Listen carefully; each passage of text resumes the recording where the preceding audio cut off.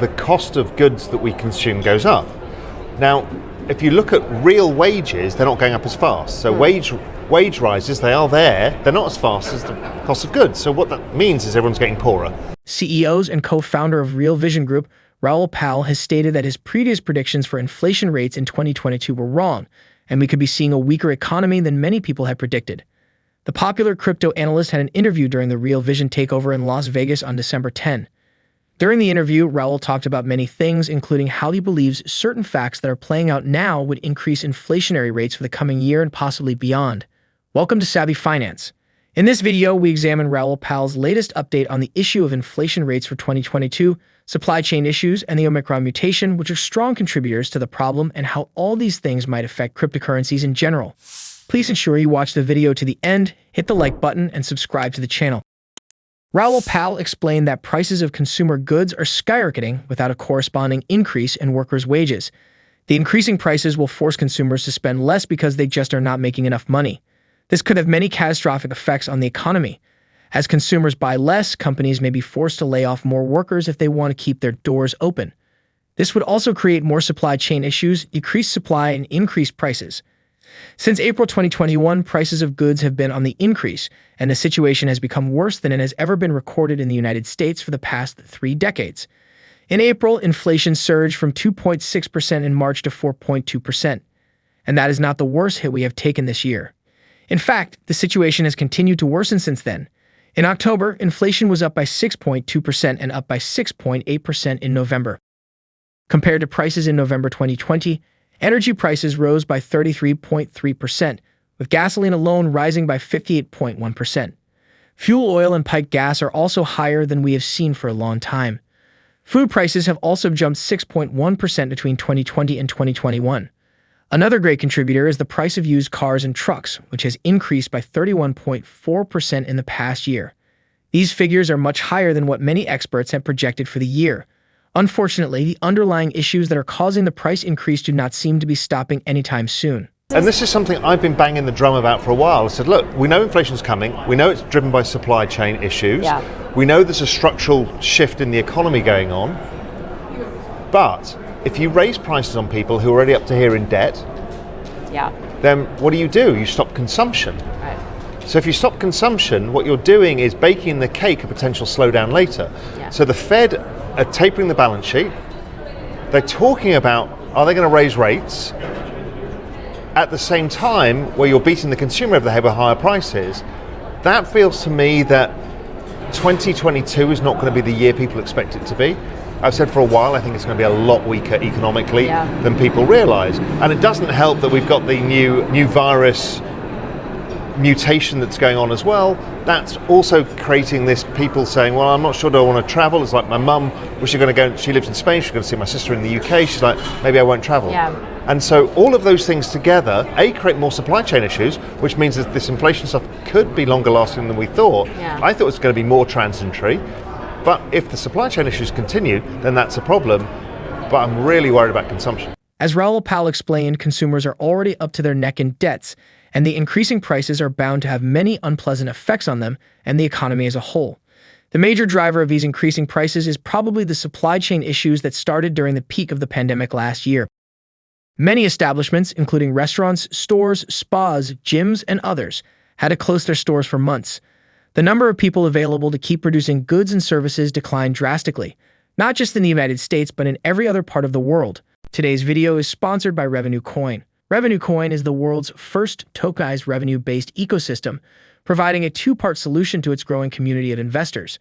Revenue Coin holders get to fund promising high-tech companies while enjoying all the great benefits of blockchain technology. Revenue Coin give an average investor's opportunity to invest in startups, which was only available to businesses, sharks, venture funds, and banks. Startups receiving funding allocate up to 10% of revenues to the systematic purchasing and burning of Revenue Coin, reducing supply and driving up the demand for the coin. Revenue Coin has been able to solve 2 problems that many altcoins experience. The supply of Revenue Coin will continue to decrease over time, increasing the demand and price of the coins. In addition, the coin itself is valuable as it is used to grow high-tech startups, which in turn helps the community grow and profit. The time to join the Revenue Coin community is now.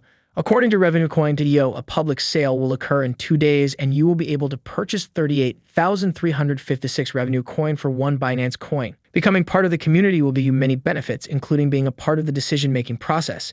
You get to decide on startups that receive funding from Revenue Capital. You will also be able to access many special promotional offers. Click on the link in the description below to get started.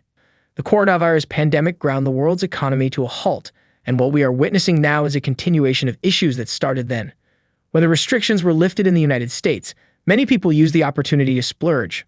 They went all out on things and activities they had been denied during the past months. But the existing supply chain issues led to increasing prices. Because there were limited goods, people were willing to pay more to get what they wanted, so the prices continue to shoot skywards. The Omicron mutation threatens a similar or even worse situation, as experts say it is more deadly and contagious than its predecessors. With the increasing panic around the variant, many people are already canceling travel plans and saving the little they have to prepare for another lockdown. As Raoul Pal has explained, these situations are bound to affect the economy adversely, but the issue could be worse than analysts and experts had feared.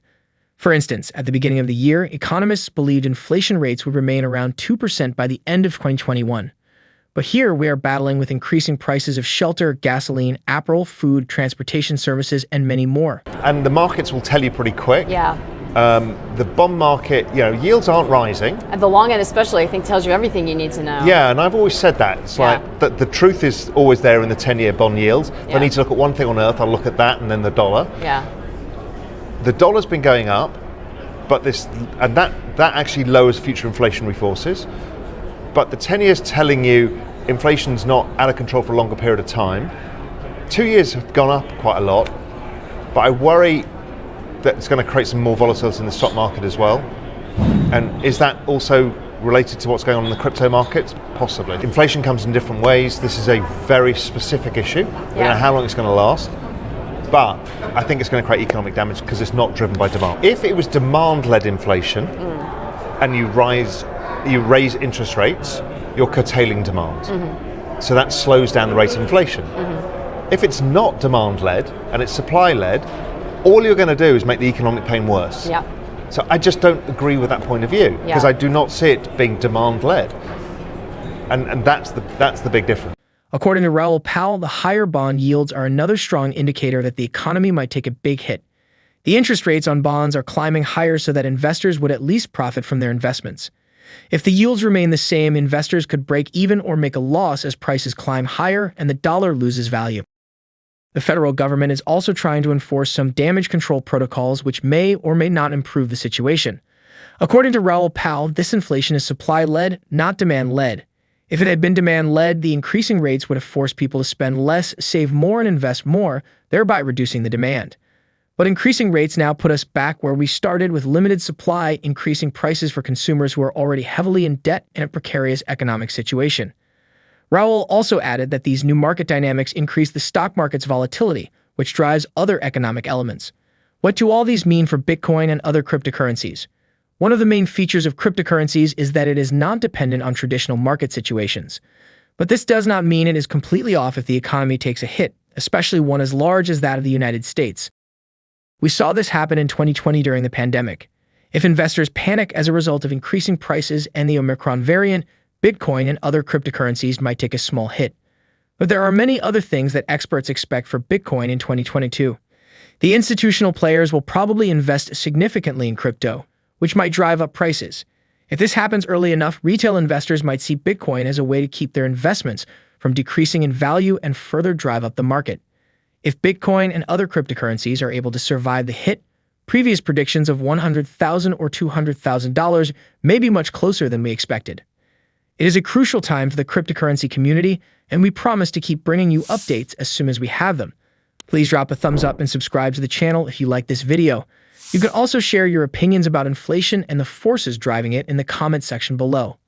Thanks for watching.